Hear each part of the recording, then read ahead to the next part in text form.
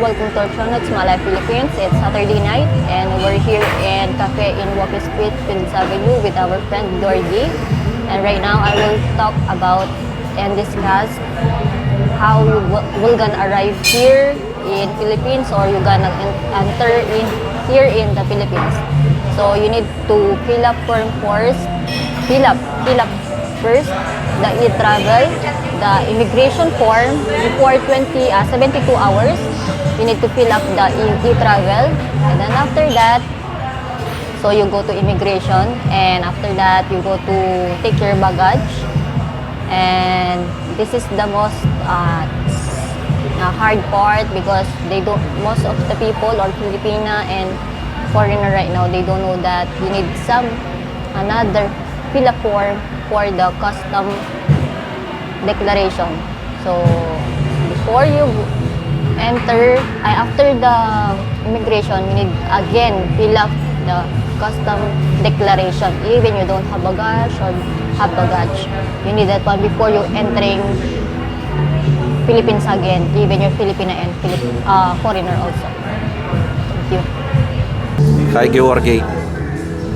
Shaira already explained about how we're going to Angeles City to Clark International Airport, what happened with immigration and customs. Can you explain what need to do if you go to the Philippines right now? Because now need in advance QR code. So now I understand what need to do. So when I make a travel QR code for traveling from Thailand to Philippines, at the end of process I got a QR code and I was offered to fill in declaration form. And they ask if I have anything to declare, yes or no. I say no, because I don't have money exceeding 50,000 pesos. I don't have money exceeding $10,000. I don't have anything to declare. So I press no, and this process finished. But when we arrive in Philippines already, they ask QR code. After already immigration and customs, when already take baggage. So when I try to go to the green channel, nothing to declare, they ask QR code. Which one QR code? Where to get this QR code? We don't know. It's different QR code, they say. Yes, For customs, different. So, and they show us we need to press.